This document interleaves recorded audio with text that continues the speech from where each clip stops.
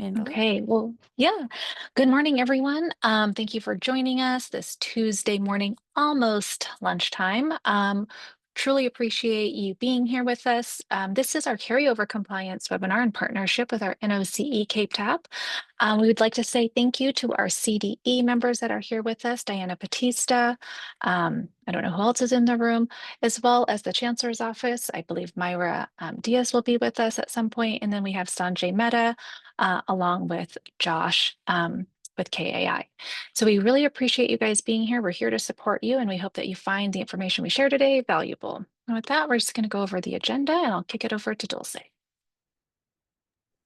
Hi, great. Hi, everybody. So we're going to go ahead and cover a couple of things over the hour that we have together. So we're going to go ahead and do quick introductions of our presenters. We're going to go over what is the current situation with carryover, where were we and where are we now, right? We're going to go over now moving forward. We've been doing this work over the last year or so. And so what does moving forward look like? What are some tools that you can take home to your own consortia that will be helpful in this context? So we'll also go over some best practices that have been happening on the ground and some tools that we can give you and help through these processes at the consortium level. And then we're going to hear from the experts, which is from our own colleagues as to some of their experiences and tools that they've used that has been helpful within their consortiums in order to address carryover. Next slide. So my name is Dulce Delgadillo. I am the Director of Institutional Research and Planning at North Orange Continuing Education, and my other hat is a co-lead for the CC-TAP team at NOCE. And I'm Mandalay Gonzalez. I'm coordinator here for CAEP TAP at Sacramento County Office of Education. Good morning, everyone. Ute Maschke. I'm a technical assistance provider member for NOCE and CC-TAP. And good morning, everyone. I am Holly Clark, project specialist with CAEP TAP at Sacramento County Office of Education. All right, thanks again for joining us this morning. We wanted to start with sharing the state of things. This will look familiar to many of you. We started the carryover legislation, came out in February 23, actually based on a CAEP memo that was released in June 2021, reminding us all of member effectiveness and how to measure it, and providing some guidance on which steps to take next. Based on that memo, AB 1491 was released, as I said, in February 23, authorizing a consortium to reduce a member's allocation with some conditions. And those conditions are important and very helpful guiding us through this process, right? First condition, the reduction can never be more than the amount of the members carry over. You see the language there as defined if the consortium makes a finding by a majority vote. As the language suggests, this has a certain domino effect, right? So majority vote as defined already points to bylaws and other guidance in place for each consortium. There was no specific threshold mandated. There is no specific threshold mandated by AB 1491. However, for the consortium overall, and that's on the next slide, there's a threshold, as you know, of 20%. Okay? The carryover from one or more prior fiscal years exceeding 20% triggers a written expenditure plan that needs to be in place for the consortium as specified. And we'll talk about this in a moment, what is new for this year. The education codes we summarized for you, or we listed for you there. When this originally came out in 2023, the Chancellor's Office also provided us with a timeline when to craft these expenditure plans, when to submit them, and when to follow up on them. We linked out to this timeline, as you can see on the slide. Similarly to what happened in 23-24, we now have a timeline for this current cycle for those consortia who are asked and required to submit a written expenditure plan. We would like to provide you with a brief snapshot of that timeline. It's on the next slide. You see in red font there that the due date for this expenditure plan is November 15th. Until then, TAP is here to support you in developing this plan, developing a budget aligned with this plan, and develop action items. As we said on the very top of this webinar, we are here to support you in collaborating on these expenditure plans, on forging even stronger collaboration, stronger projects that help to support our students and CAEP programming. We are on the right path as the group of 71 consortia. We wanted to provide you also with a brief snapshot of what it looks like right now. On the next slide, you see what has happened over the last 2 years. We are focusing here on quarter 24-25 for expenditure plans executed for equity, accountability, and visibility. Visible clearly is that we are making progress. As you can see, the number of consortia with carryover dropped significantly. And that is due to best practices that we want to review with you before we open it up to conversation about other best practices. Visibility matters, right? We have shown over the last year that we can do this, that we can reduce our carryover and spend it in meaningful ways to support our students. So what does it exactly look like for us this year, for those who might be on this for the first time, or for those of us who might be on an expenditure plan requirement for a second time, manually? Thank you. I was looking for my mute button.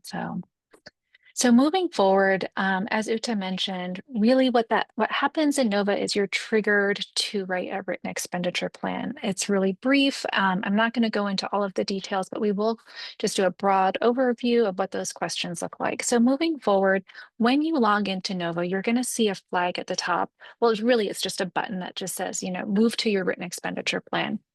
It'll look just like what you see, what's down here at the bottom. The written expenditure plan is due on November 15th at 5 p.m. November 15th this year does fall over the weekend. So anytime the 15th falls on a weekend, the due date will then shift to the upcoming Monday. So for this year, that looks like the 17th of November. If you have any questions, you can always let us know. But generally speaking, the due date for written expenditure plan moving forward, November 15th at 5 p.m. So can't say it enough. And then from last year to this year, it has been a learning curve for all of us. We supported all of the consortia that were flagged last year with their written expenditure plan.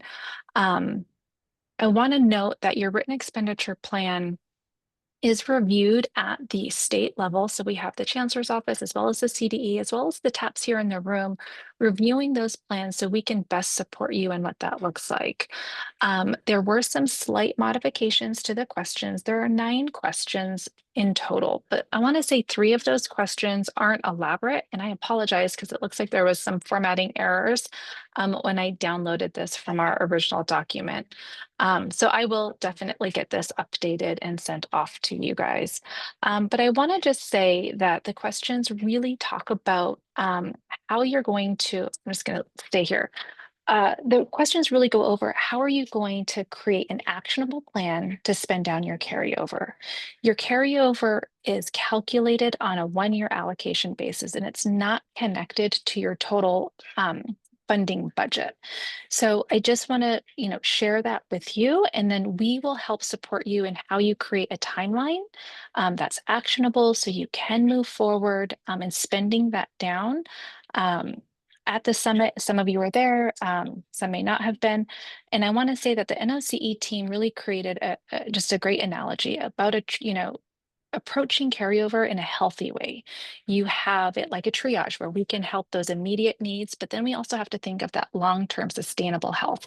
So we'll help you through all of those parts, not only with the written expenditure plan, but then throughout the year. And I will move forward. And sorry about those slides, you guys. And then Holly, if you want to start us off Sure. with our best practices. Sure. So, as Mandalay mentioned, preventative care, right? We can always triage what has happened, and that's where you contact us and we work through the WEP process with you. But let's talk about that preventative care for a moment. So, an important best practice is in creating your processes and procedures. You will want the timeline to be solid and to allow for proposed changes to be identified, implemented, and still allow time for the remaining funds to be spent. Some consortia start a review after Q2 once Q2 is certified. This allows the members to see where they are halfway through the year and knowing what activities they have remaining for the year, be able to make an informed decision if they are on track to spend 80% of their allocation. If they're not, they may want to reallocate any portion of their funds while still allowing the member who's going to be receiving those funds or members time to make purchases before the end of Q4. We know that making purchases, entering into contracts, creating POs, those are all processes that take time. So you want to ensure that they have the time to do that on their end before their end of Q4 hits. Um, the next thing that we have is really create a member expense tracker. And I will say that this is a bit of wisdom from our room. Shannon Eller with the Adult Education Pathways developed a member expense tracker. Each member must submit their exact expenses each quarter, and it's down to the penny. And then they submit that to the lead. That is compared to Nova. And if the total is $2 or more off from Nova, a deep dive is performed to locate and correct the discrepancy. It has been beneficial to them in finding errors before the end of the year and being able to correct them. It's also a great way to have checks and balances. This process has allowed them to reallocate funds if a member possibly has excess and another member is in need. So this will be linked when we remediate the PowerPoint. This is linked in the document, and you're able to customize that to yourself and have one tab for each member if you would like to implement this as part of your preventative care. Maintaining carryover compliance really means staying informed on member fund balances and may mean allowing time to move and spend funds, if necessary, to remain in compliance. And with that, we can move on. Thank you, Holly. Yeah, so the goal of the purpose of today is to give you all tools and some resources in order to see what does this potentially look like within your own consortiums, within your own institutions. And so now we want to talk a little bit about best practices. So Holly shared a very valuable tool, the member expense tracker. We do something very similar at North Orange County Regional Consortium, where every month our expense trackers are presented to all of our consortium members. So it's a really good tool to kind of just keep everybody informed. And so what we have found as we've been looking at the practices that a lot of consortia are executing across the state is that best practices really fall under some three main buckets that have really helped consortia to move forward on how to spend down those funds and or how to allocate policies and bylaws that will help support staying in compliance and being able to spend down those funds. So the first one is really formalizing governance structures. So incorporating carryover policies in your bylaws. What does that look like? Let's start at your bylaws in your consortium, right? How does it cover member effectiveness? How does it cover any carryover? Has it covered any? And what does that process look like in order to refine bylaws at a consortium level in order to take into account these changes that are coming down the pipeline legislatively, right? So making sure there's clear procedures on how members are carrying over those thresholds, how you're monitoring, any tools that you're using, such as an expense tracker, or just the general term of we are tracking expenses, right? We know tools are changing on a daily sometimes for us with technology changing on every minute, it seems like. But just incorporating incorporating into your bylaws those processes that are in place to ensure that you are in compliance and that money is being spent across the consortium, right? And then also, kind of in alignment with this expense tracker is promoting transparency and accountability, right? We all function within some level form as a public agency within shared governance laws, right? Within each of our realms in which we are dealing with. At a consortium level, we have to take that same approach, right? That's why we abide by the Brown Act, right? That's why we make sure that our consortium meetings and our board meetings are publicly accessible. So let's incorporate that fund tracking and make it digestible as well, right? Especially me being a data person, I know numbers scare people, right? So how can you make it in a friendly and institutionalized in this process on a regular basis that you are having a conversation around finances at a consortium level? And then the last one is monitoring and reviewing member effectiveness, right?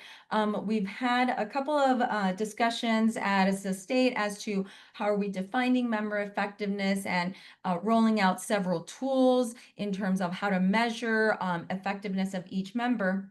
But this is also part of kind of that component of tracking those expenses and making sure that members are being allocated funds in a reasonable manner and therefore also spending funds in a reasonable manner, right? At a 50% within your budget, have you spent 50% of your budget? Right? What does that look like? And what tools are you using in order to ensure that you are on track for spending that budget by multiple partners and then by a consortium as a whole? Next slide, please.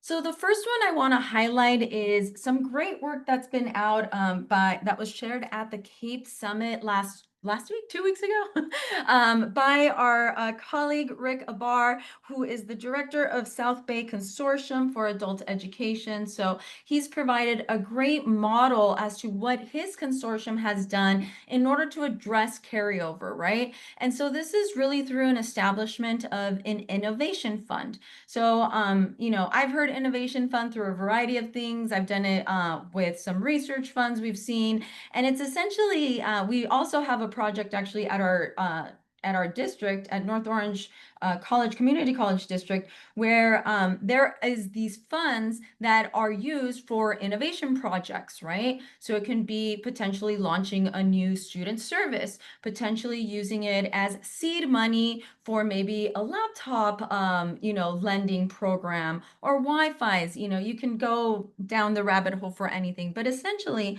what they did is in spring of 2023, they created this as a means to be able to allow their members to request access to consortium funds for their own innovation funds, right? So where did these funds come from? Essentially, they come from unspent consortium-wide funds. These can be anything from open positions, hiring late timelines, shifting in organizational infrastructure. We could go on and on, right, as to why these funds exist. But essentially, it's doing something and establishing a process within his consortium to be able to say, okay, if these funds haven't been spent, this is what we're going to do with them.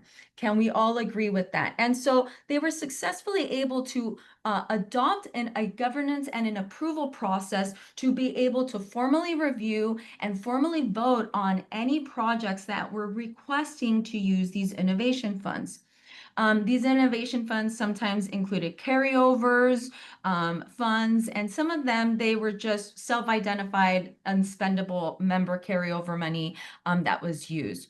And so really what it allowed them to do is to push money into things that were prioritizing the goals of the consortium, right? So one of the things that they very much encouraged was cross collaboration, right? Cross collaboration across partners and in establishing pathways. Well, guess which innovation funds and innovation partners projects got higher points?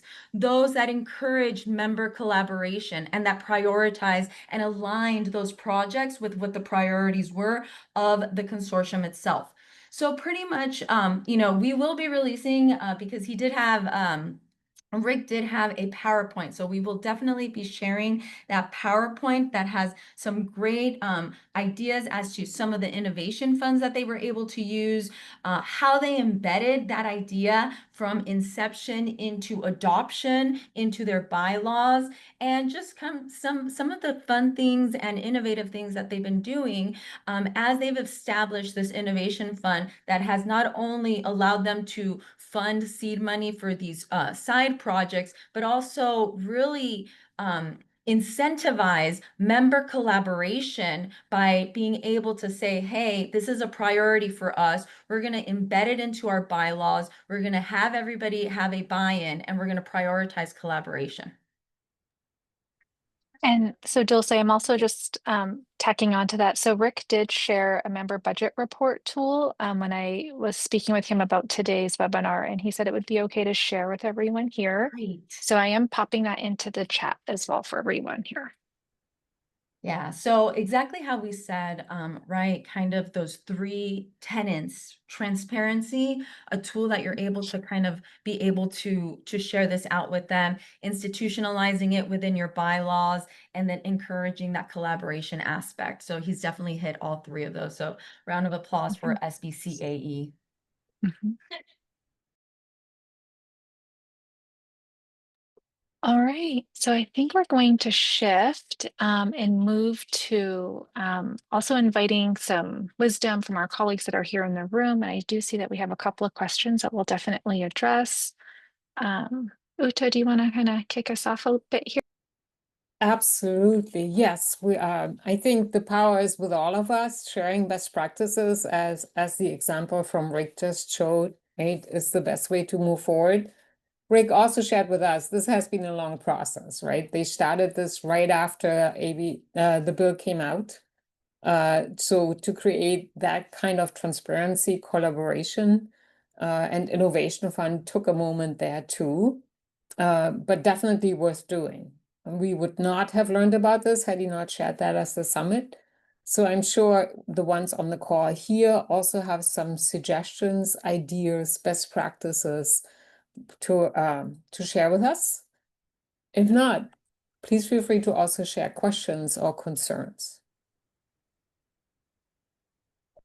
So there is one question in the chat. I'm just going to read it off. It looks from V Gomez. Do these recommendations / suggestions need to be part of our consortium bylaws? I was starting to write a response in the chat, but I thought I would start with just responding to you, verbally. I think it is best to have the right bylaws in place that provide you with a firm structure.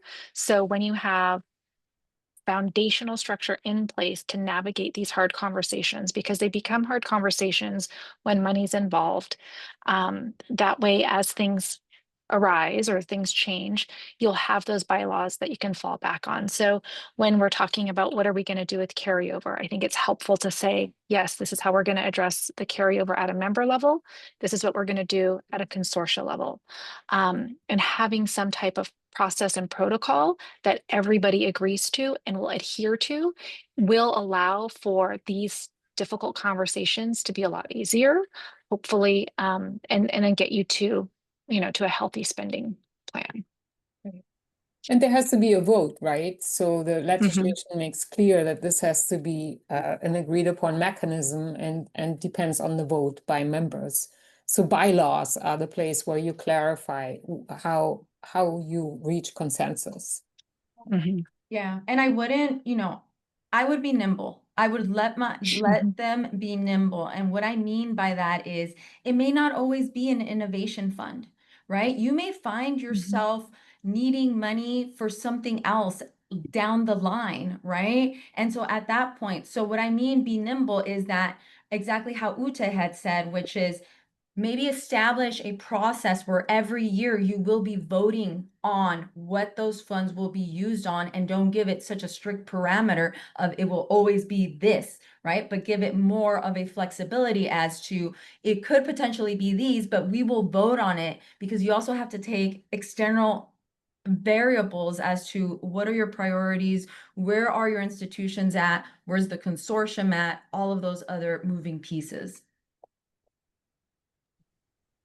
Yeah, no, that's a great point, Dulce. I think that some of this, there are some strong bylaws out there. And if you are interested in reviewing your bylaws, you can definitely reach out to the TAPs. One of the consortium that we talk about often, and they've highlighted and they've shared, not only is it LARIC, but then also our South Orange consortium.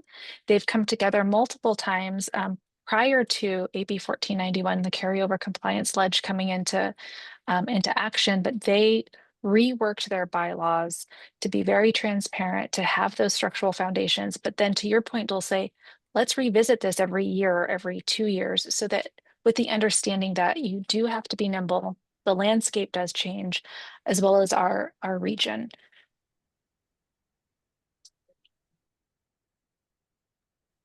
So are there anyone here with us today that might have maybe some insights, some things that they've done with carryover compliance, or are there just questions? I'm here in the room because this is maybe your second year of getting flagged. Perhaps this is your first year of getting flagged. Shannon, thank you for your tool, by the way. Just going to expand on that a little bit. Having bylaws Thank you. is really great to have in the event that you can share that with fiscal staff. So a lot of times as the lead, we're working with the members. But the reason that I implemented that tool that you shared was because unfortunately, our fiscal staff aren't attending the CAEP webinars. So it's me who's reaching out, trying to get the information. Sometimes the members are not attending webinars or trainings or things like that. So it's, again, as the lead of the consortium, I've made it my job to make sure that the training gets done. I share all the resources that CAEP offers, and we're so thankful for all of that.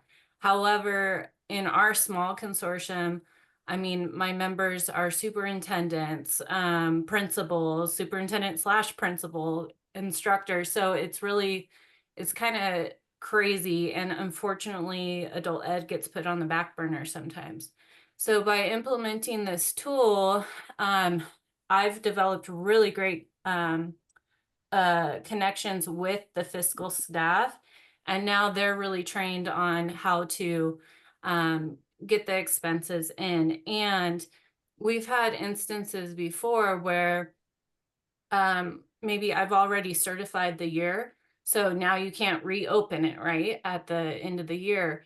Well, they got a refund, that obviously I didn't know about after that. So it's been really handy to be like, wait, why are we off? Why do you have carryover that's like $10,000 more than what Nova's saying?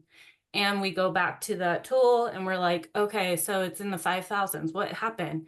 And then they go into their books and see, oh, we got a refund of $10,000 because of whatever it was.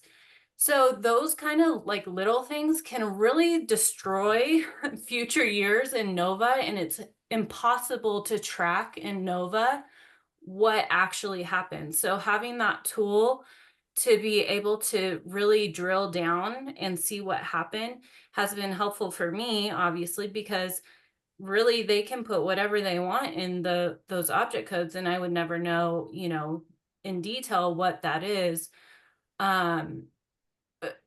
And then it's helped them because they have the fiscal staff that I work with, they have a bajillion programs that they have to keep track of. And again, unfortunately, adult ed's, they're probably one of their smallest programs. So they're not thinking about it all the time.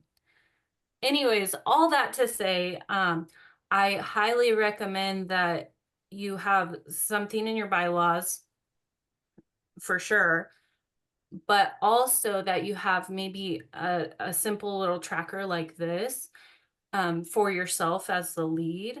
So that way you can balance with their books, with that tracker, and then with Nova. So so that there's 3 different places to be all balanced up. And again, some people find it a little bit annoying, I suppose, but at the end of the day, when there are errors, it's been so helpful and saved us so much time.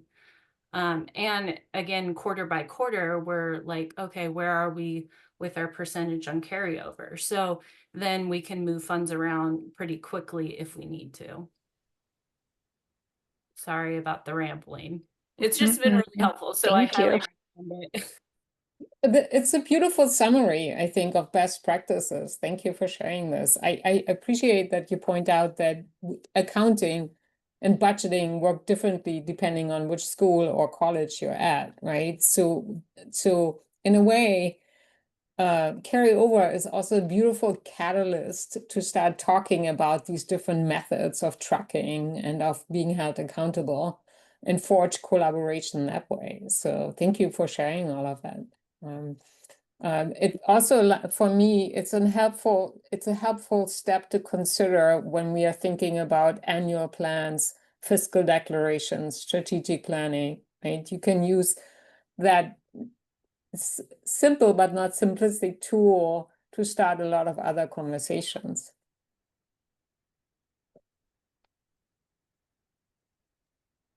Well, yeah, and I think, and Myra popped in the chat, the annual CFAD and annual plan updates are also provide those opportunities, Uta, to your point, to have those conversations. And in the CFAD itself, it provides the opportunity as a consortium to come together about defining what does member effectiveness look like?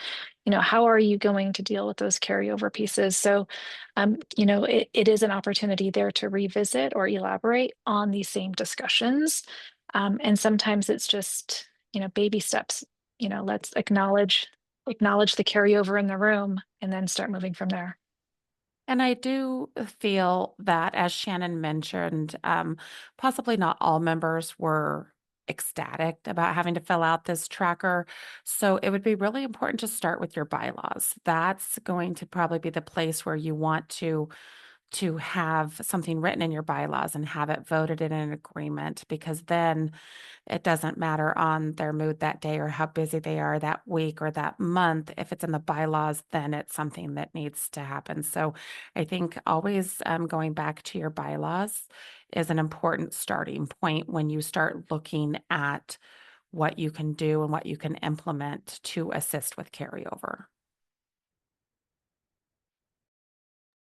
One more thing to just add. It's also helpful too if you are one of those agencies that has carryover pretty frequently, that again, if there's like a mistake, like or not necessarily a mistake, but if there's something that comes up when you can't like recertify. So like Myra said, it's just a reporting tool. Well, Nova doesn't know that there's a $10,000 refund, right? But maybe you have carryover. So in your written expenditure plan, you can say, hey, there actually was a carryover or carryover due to X, Y, and Z, due to this refund. So that way, you know, if you are targeted to have help from CAEP or whatever, then you can say, well, actually, we weren't over or whatever because of this thing that happened.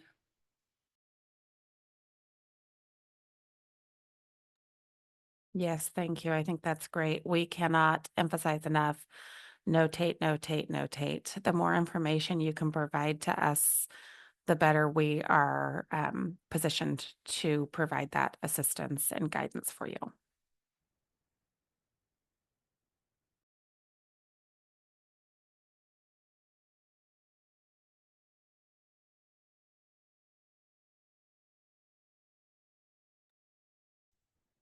There's another question. I'll read it out loud from Victor Gomez. I am new to our 3 consortia COE. Do most agencies have their agency reps submit their budget and work plan, or is a collaborative effort with their fiscal person / department? So I can share what I know from this.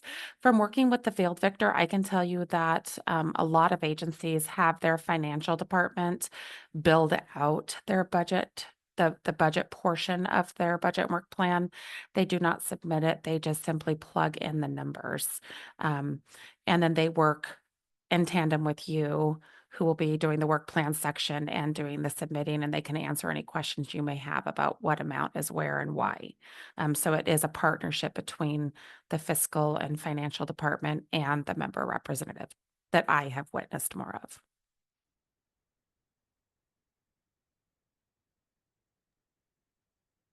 Yes, and thank you, Shannon, for chiming in. Shannon says, for us, I tell their fiscal and member rep to work together so they are on the same page.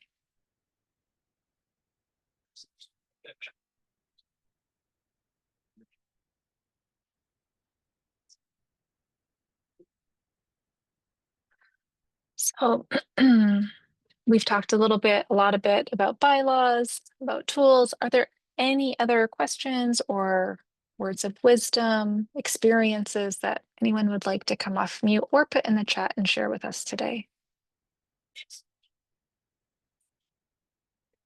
Okay. We'll also take lessons learned of this for sure didn't work. Right? So Exactly. if you have any tools that you said, we tried this and it did not work, those are also lessons learned, right? Mm-hmm. I like to say you fail forward. It didn't work. Now we try something different. Exactly. All right. Well, I'm going to continue to move us along, but while this opportunity to talk to one another doesn't stop here, you can always reach out to us on email. Um, you can submit a support request, all of those pieces. We're always here and available to respond to an email, to get on a phone call, to get on a Zoom. For those that have been flagged, we will be reaching out to you and we'll be connecting with you in a one-on-one opportunity. We do have some of our webinars here. If you would like, you can scan. This is the CAEP Technical Assistance Project event page for upcoming webinars. The links that were shared earlier are going to be on this slide deck. And when we remediate and share out, you'll have access to those links as well. As mentioned, you can always submit a support request. And if it's a support request, that might be, it can go to either one of us, our NOCE partners, as well as your SCOE partners here. We will make sure that you get the best person to help support you with whatever the question is.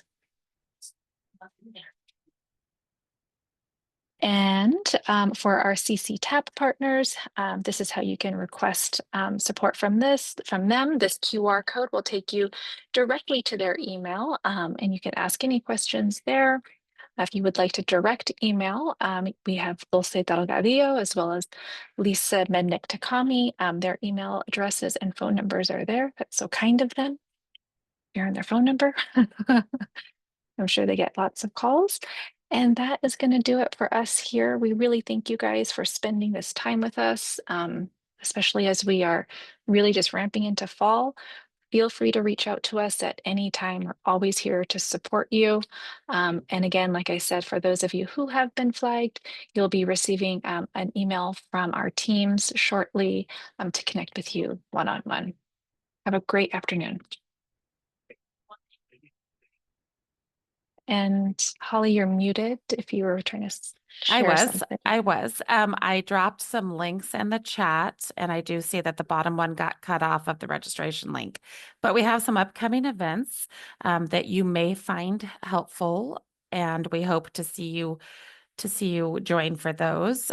This one's going to look a little messy. There you go. There's the registration link for that last one. So please do take a moment to fill out the evaluation that was posted in the chat, as well as to look at our upcoming events and register for anything that might be of interest to you. And I just would like to say to Uta, Dulce, Mandalay, thank you for today's session. For the attendees, thank you for spending your morning with us. And then Mandalay, do you want to bring us home? I'm done. That sounds great. Okay. All right, everyone, have a great day. We'll see you next time. Bye. All right. Bye-bye.